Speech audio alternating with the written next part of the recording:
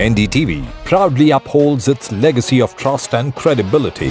According to the prestigious Reuters Institute's Digital News Report 2024, NDTV is the top-most news platform in the country. Number one in both online and offline reach in India. Beating all its competition, NDTV stands for trust. New day, new show, a new experience.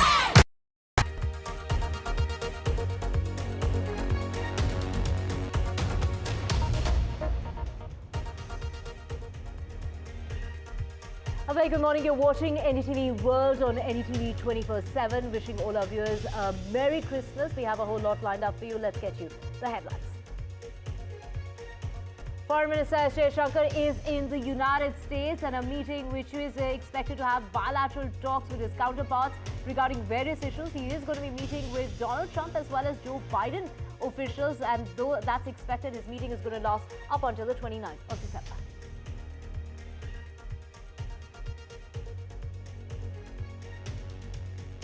And Israel has instructed its diplomatic missions in Europe to try to get the Iran-backed Houthi rebel group in Yemen designated as a terrorist organization. And Donald Trump promises to vigorously pursue capital punishment after President Joe Biden commuted the sentences of most people on federal death row. And Brazil shuts China's EV major BYD factory after workers were found living in slavery-like conditions. And NASA astronauts share special Christmas message from International Space Station.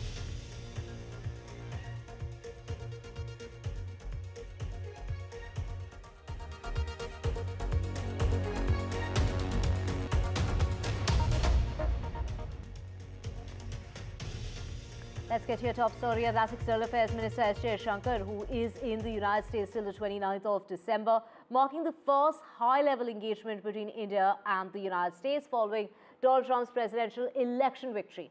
According to the Ministry of External Affairs, he will be holding discussions with his counterparts on vital, bilateral, regional as well as global matters. He's also scheduled to chair a conference of India's Consul Generals in the United States, and he's expected to hold meetings with both Donald Trump as well as Joe Biden's administration officials. We have Ghazali, my colleague, joining us to get us more on this. Ghazali, what is expected out of this meeting, and very crucially timed just before Donald Trump takes over as the President of the United States? See, if you remember, a similar trip was taken by Dr. Jaishankar in 2016, just a year ahead or months away when Donald Trump was taking over as president for the first time, when Dr. Jaishankar was the foreign secretary in 2016. So a similar visit has been undertaken this time around with Foreign Secretary Mr. Vikram Misri already there in United States. He has already met some of the officials of the State Department, and now Dr. Jaishankar has also arrived in US, and he has a series of meetings lined up. Like once you mentioned that Consul Generals of India will have a meeting with Dr. Jaishankar. Then Dr. Jaishankar is expected to meet the outgoing officials of Biden administration. He is also expected to meet the incoming officials of the State Department, or the likely officials of the State Department who will be in office when Donald Trump takes charge as the president on January 20th. Why this is significant? One, because when the last time in 2016 he undertook that trip before Donald Trump taking oath as the president, in 2017 Prime Minister Modi also went and his first trip to the United States in Trump's administration. So this time around also it is expected. Since Foreign Secretary is there, Dr. Jaishankar is there, then it is very likely that Prime Minister Mr. Modi may be attending the oath ceremony of Donald Trump when he takes over as the charge. Though the External Affairs Ministry has said that there is no such schedule as of now, and they also refused to comment whether Mr. Modi has also received an invitation from Donald Trump, since he openly said that he has sent out invitation to Chinese president for his oath ceremony. Besides that, we have seen that there is a lot of cooperation, trade, business between India and US, so it will be reviewed with the outgoing Biden administration officials and Dr. Jaishankar. Besides that, it is very likely, since we have seen a lot of other issues which created differences between India and US, the famous being the case of the killing of Hardeep Singh Nijjar and how some of the Indian officials were being blamed for that. Gurpatwant Singh's Pannu assassination attempt was also one issue which brought differences between India and US administration. So it is very likely that this first high-profile visit before Trump taking over the office, these issues will certainly be discussed with Mr. Biden. This is also being reported there that perhaps Jake Sullivan, the National Security Advisor of the United States, may visit India before Trump's taking over in the early weeks of January. So these are the crucial meetings which will be held there. This trip is also meant to see that perhaps all these visits and meetings will be outlined in this particular meeting between Dr. Jaishankar and the outgoing officials of the Biden administration as well. Right, Ghazali, thank you so much for joining us with those details. Moving on now to Israel, and Israel has instructed its diplomatic missions in Europe to try to get the Iran-backed Houthis in Yemen designated as a terrorist organization. The Houthis have repeatedly fired drones and missiles towards Israel in what the group describes as acts of solidarity with Palestinians fighting these Israeli forces in Gaza. The attacks have disrupted international shipping routes, forcing firms to reroute to longer and more expensive journeys that have in turn shocked fears as far as global inflation is concerned. So they've repeatedly been firing those drones and missions towards Israel, and that is what is being described as not just a threat to Israel but also to the region and the entire world. And that is what is the statement that has been made by the Foreign Ministry in that very statement that they have put out, saying that they are now asking diplomats to seek Houthis listing as terrorists. נשלים עם העובדה שהחות'ים ממשיכים לירות על מדינת ישראל. אני הזהרתי ואמרתי שכמו שטיפלנו בסינואר בעזה, בהנייה בטהרן ובנסראללה בביירות, אנחנו נטפל גם בראשי החות'ים בצנעא ובכל מקום בתימן. אנחנו נפעל גם נגד התשתיות שלהם וגם נגדם כדי להסיר את האיום. And to get more on this, we have Zaki Zaidi joining us to get us more on this. He's the former researcher, Institute of Defense Studies and Analysis. Thank you so much for speaking with us.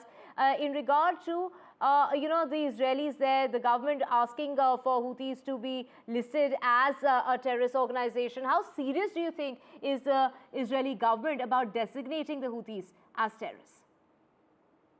Morning, Divya. Thank you for having me on your show.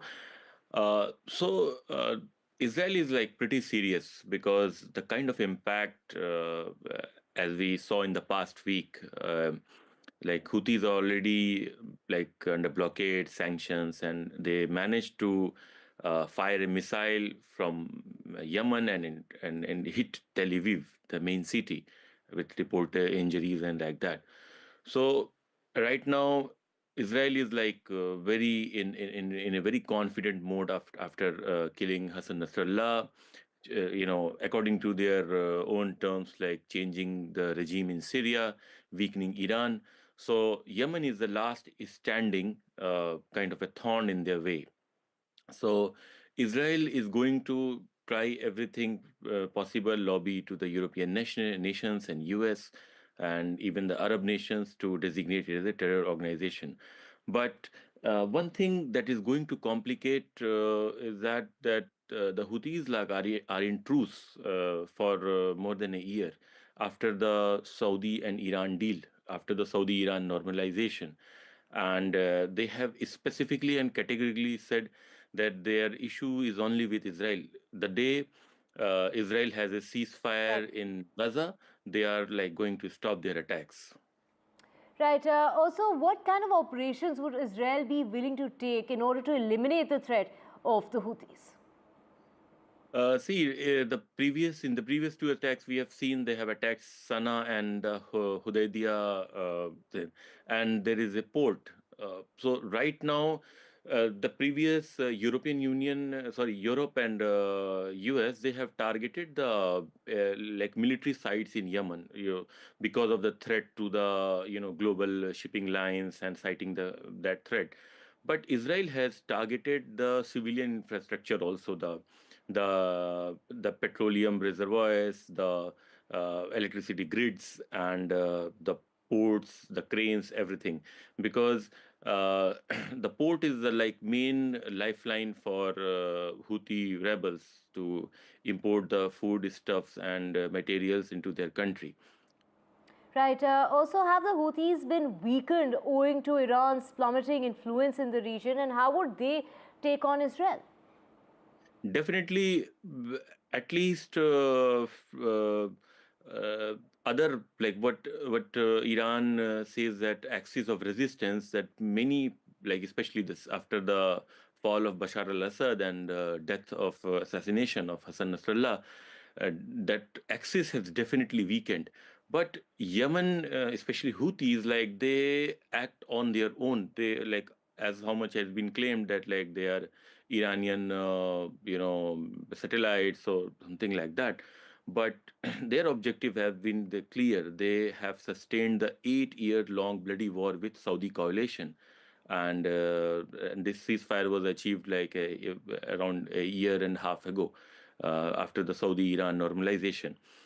So it's difficult because the Houthis don't see their victory and loss from the point of view of some territorial gain or something. They say that it's their moral obligation and religious duty to stand up to Palestinians, and nothing will deter them, no matter what sort of bombing is there, what kind of damage, material damage or human lives are lost.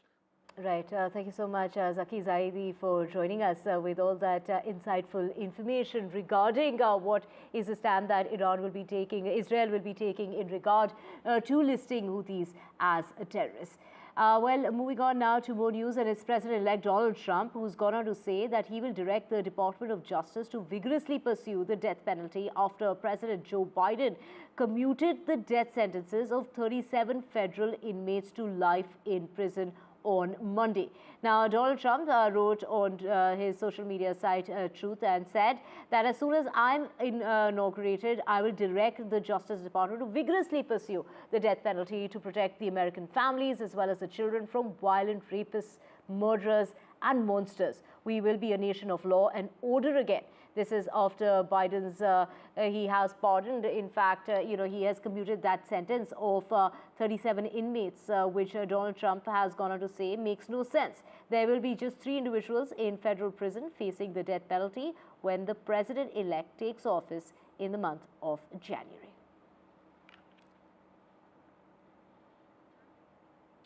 And switching tracks now to South Korea, and South Korea's main opposition party has promised to impeach acting president, but has reversed an earlier plan and decided to wait until later in the week. The party officials have gone on to say as the risk of further political uncertainty has heightened. The move comes as the country is reeling from impeached President Yoon Suk Yeol's short-lived bid to impose martial law on the 3rd of December, and he partly blamed on the opposition's, he has been blamed for it as far as the opposition is concerned in regard to the impeachment of the government officials.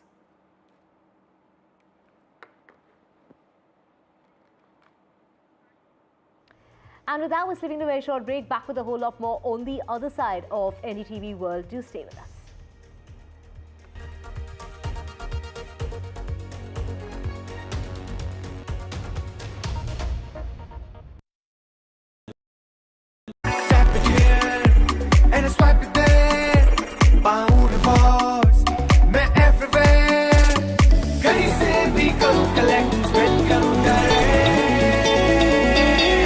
Download any single ID partner app, link your card and earn reward with top brand. Get it free with single ID.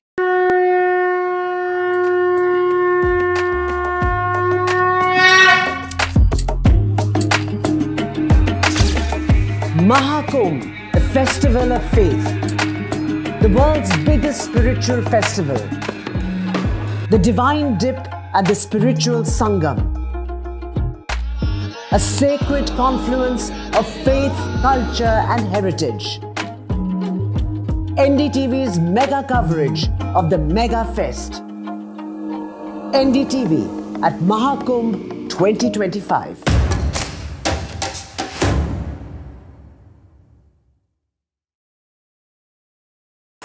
NDTV shines with 38 prestigious wins at the News Television Awards 2024.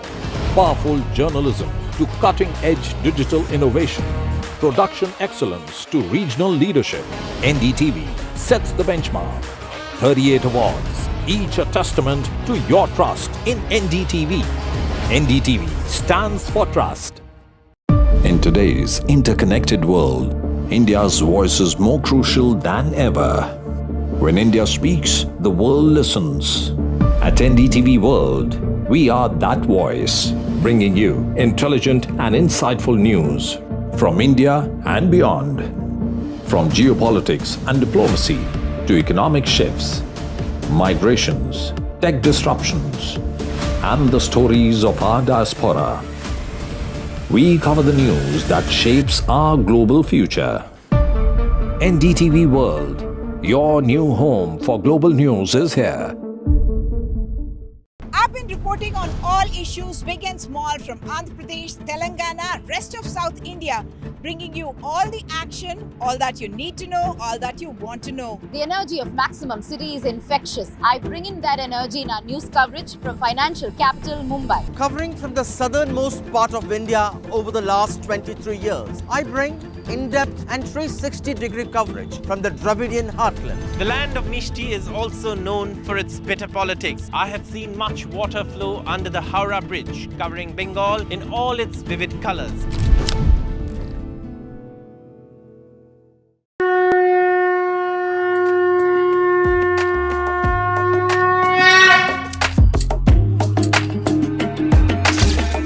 Mahakumbh, a festival of faith, the world's biggest spiritual festival.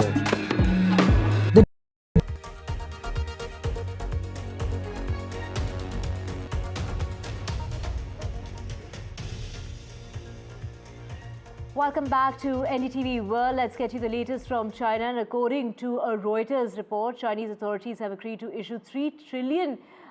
This is in fact $411 billion worth of special treasury bonds next year, which would be the highest on record as Beijing ramps up its fiscal stimulus to revive a faltering economy. The plan for 2025 sovereign debt issuance would be a sharp increase from this year's $1 trillion and comes as Beijing moves to soften the blow from an expected increase in the US tariffs when it comes to Chinese imports. And that is what Donald Trump has promised as soon as he takes office on the 20th of January. And moving on now, Brazilian authorities have halted the construction of a factory for the Chinese electric vehicle giant BYD, saying that workers lived in conditions comparable to slavery. More than 160 workers have been rescued in the northeastern state of Brazil, according to a statement from the Public Labor Prosecutor's Office. They were allegedly put in a degrading environment and had their passports and salaries withheld by the building company. Now, BYD has said in a statement that it had cut ties with the firm involved and remained committed to a full compliance when it comes to the legislation in Brazil.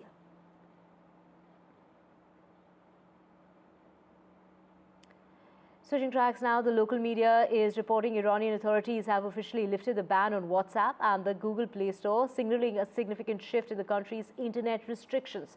The decision, which comes after a meeting with top government officials, has marked a very new phase when it comes to easing of internet blockages and that have restricted the access to major global platforms for some time now. On Tuesday, a meeting has convened with the participation of heads of all three branches of the government, the ministers and the members of the Supreme Council, where discussions focused on reviewing and adjusting policies surrounding the internet governance and restrictions. Following the presentation of the assessments from relevant authorities, the Council approved the changes to the existing internet restrictions. And US President Joe Biden has signed the National Defense Authorization Act for the fiscal year 2025 on Monday. This move is aimed at boosting the United States military spending as far as $895 billion is concerned, marking a 1% increase from the previous fiscal year. Now, the NDAA has passed by the Congress the outlines as far as the Pentagon's annual budget is concerned and serves as a guiding document for the country's defense policy. The signaling, this is the signing of the bill ensuring that its continued funding as far as various defense programs are concerned. This also, of course, includes the military personnel, the equipment procurement and the ongoing defense initiatives as well. However, the decision to increase the military spending has sparked controversy. Some members of the Congress have gone ahead and voiced their concerns over the allocation of such a large budget amidst growing domestic challenges. And it is French Prime Minister who believes that dozens of people have died when this is a Cyclone Chido that hit the French Indian Ocean territory on the 14th of December, rather than thousands as was feared earlier on. He's got to confirm the death toll so far is about 35, but in the immediate aftermath of the cyclone, what we are hearing is that it could definitely be several hundred people and could reach thousands. There's also uncertainty about the true population as far as the area is concerned. Officially, it has about 320,000 residents, but authorities have estimated about 1 lakh to 2 lakh undocumented migrants who may also be living in that area. Now, international hunger experts say that famine is spreading in Sudan as a result of a relentless war between the military and a paramilitary group that has wrecked the country and created the world's largest displacement crisis.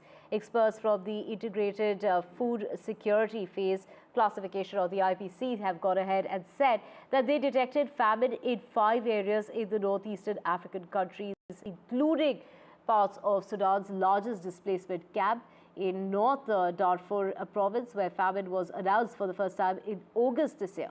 According to the United Nations, Sudan has been roiled by a 20-month war that has killed more than 24,000 people, driven over 14 million people, which is about 30% of its population, from their homes. This includes an estimated 3.2 million who have crossed into neighboring countries, including Egypt as well as South Sudan.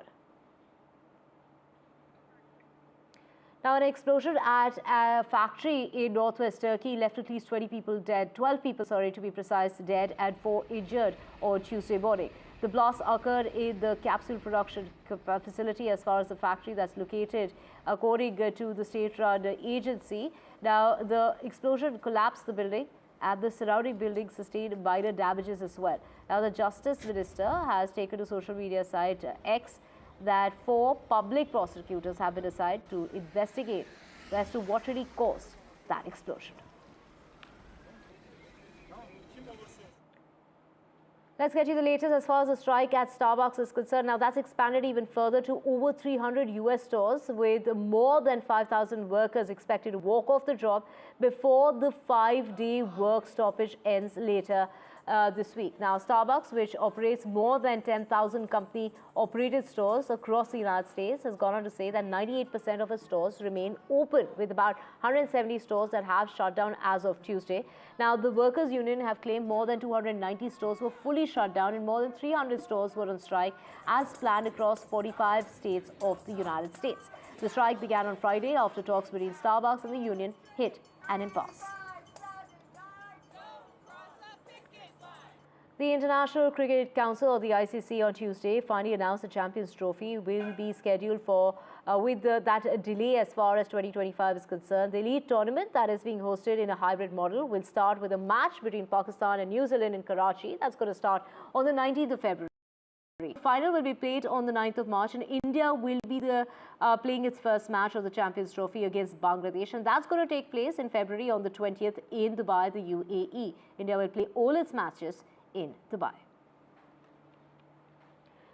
And NASA's pioneering Parker solar probe made history, flying closer to the sun than any other spacecraft, with its heat shield exposed to temperatures of more than 1,700 degrees Fahrenheit. Launched in August of 2018, the spaceship is on a 7-year mission to deepen scientific understanding of our star and help forecast space weather conditions even better, and that can affect life as far as Earth is concerned. Tuesday's historic flyby should have occurred at precisely 6:53 in the morning, although mission scientists will have to wait until Friday for confirmation, as they lost contact with the craft for several days due to its proximity to the sun.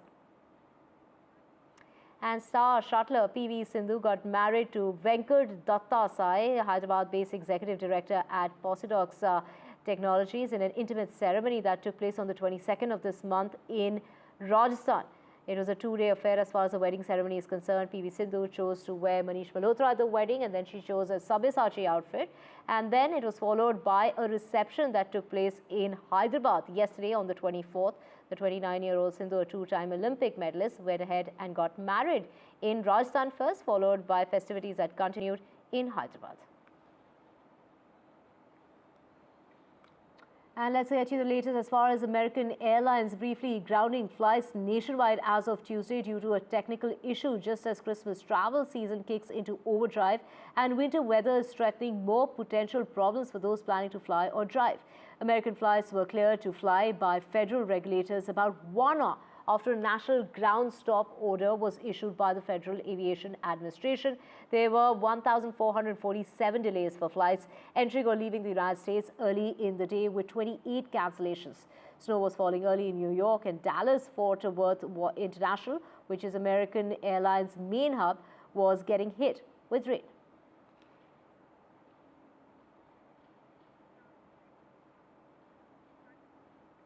And NASA astronaut Sunita Williams, as well as Dawn Petit and Nick Hague and Barry Wilmore, shared a holiday greetings and expressed well wishes to those back home on Earth. Williams and Wilmore have been stranded in space since June. The two test pilots planned on being away just a week or so when they blasted off on the 5th of June on Boeing's first astronaut flight to the International Space Station. Their mission grew from 8 days to 8 months after NASA decided to spend the company's problem-plagued Starliner capsule back empty in September. Welcome to the International Space Station as we get ready for the Christmas holidays. It's a great time of year up here. We get to spend it with all of our family up on the International Space Station. There's 7 of us up here, and so we're going to get to enjoy company together. And one of the best things that I like about Christmas is the preparation and just getting ready, the anticipation, everybody getting together and preparing stuff and just getting ready for the holiday. And a couple little things we have here with us to just prepare, which will be sort of fun in a couple days. Sunita Williams sending out a Christmas message from space, and her return back to India, to the world, to Earth, has in fact been delayed, is what NASA has said, and it could perhaps be as late as March of 2025. With that, it's a wrap on this bulletin. News and updates will continue on the other side. Thank you so much for watching.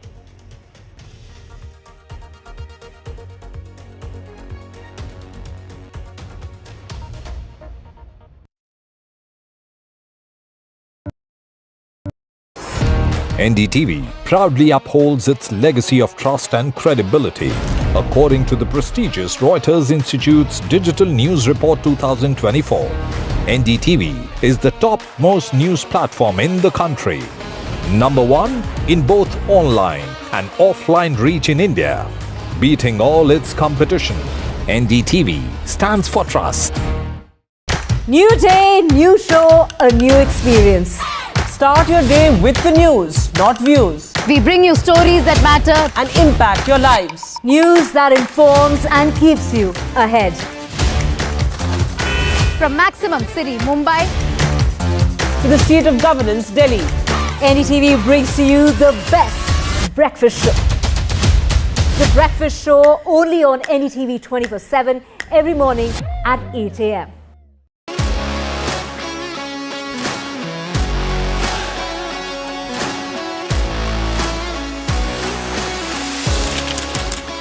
We are able to maintain the democratic fabric and the democratic system.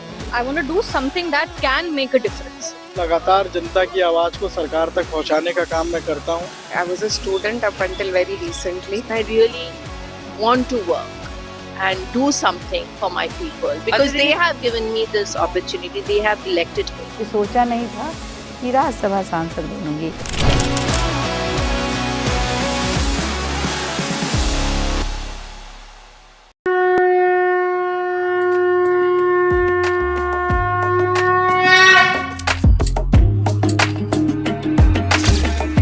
Mahakumbh, a festival of faith, the world's biggest spiritual festival.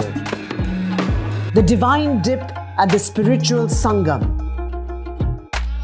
A sacred confluence of faith, culture and heritage.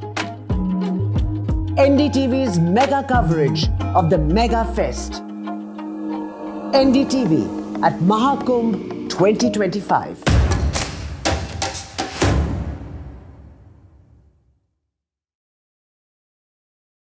NDTV shines with 38 prestigious wins at the News Television Awards 2024. Powerful journalism to cutting-edge digital innovation. Production excellence to regional leadership. NDTV sets the benchmark. 38 awards, each a testament to your trust in NDTV. NDTV stands for trust. In today's interconnected world, India's voice is more crucial than ever. When India speaks, the world listens. At NDTV World, we are that voice, bringing you intelligent and insightful news.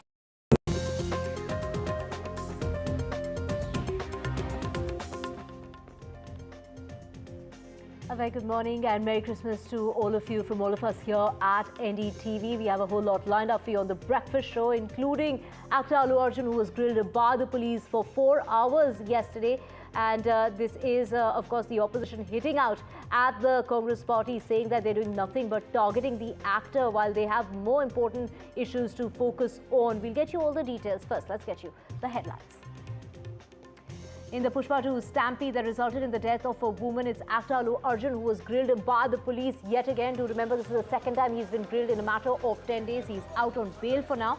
It is Chief Minister Revanth Reddy who the BRS is saying is targeting the actor while ignoring other issues such as issues of the farmers and all the promises that were made by the Congress party that haven't been met yet.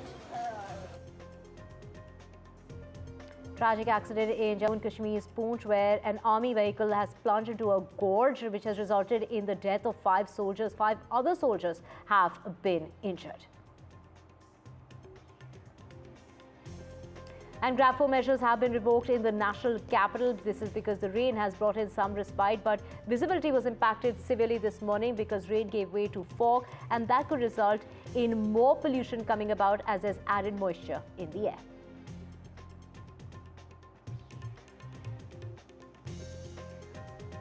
A crucial meeting coming up. This is an NDAA meeting in order to focus on better coordination in regard to that Ambedkar row that took place, and now the NDAA meeting coming out in the presence of JP Nadda and Amit Shah. And on the occasion of the 100th birth anniversary of former Prime Minister Shri Atal Bihari Vajpayee, the Prime Minister to lay foundation stone of river linking national project in Madhya Pradesh that's going to be taking place today. And Christmas carols and festivities all across the country, with India celebrating the festival of Christmas. Here's wishing all our viewers Merry Christmas.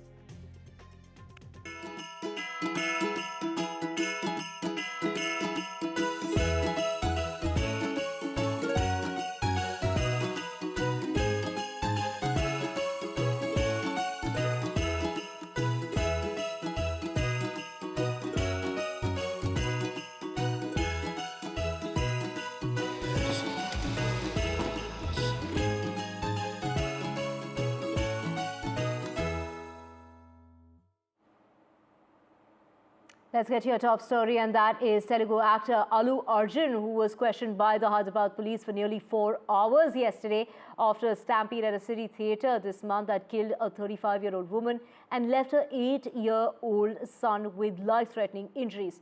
The actor had been summoned for the second time by the police in the investigation, and he could also be summoned again, is what we're hearing from our sources. He was asked whether he knew that permission wasn't granted and was in fact denied for his visit to the theatre, and whether he had been made aware of the stampede outside, amongst other questions. Meanwhile, a massive political controversy over the case has broken out, with the BJP and the BRS criticizing the Congress government of Revant Reddy, conducting a witch hunt, saying that it is, there are more pressing matters, including issues of the farmers. Why are none of the promises that were made before Revant Reddy came into power, none of those promises have been met?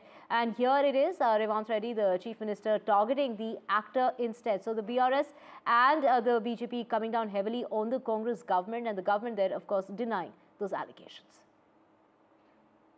आज रेवंत रेड्डी के सरकार ने वो मनमना कर रहे, जो चाहे उसको अरेस्ट कर रहे, जो चाहे उनको छोड़ दे रहे। इन्हें ने आज दो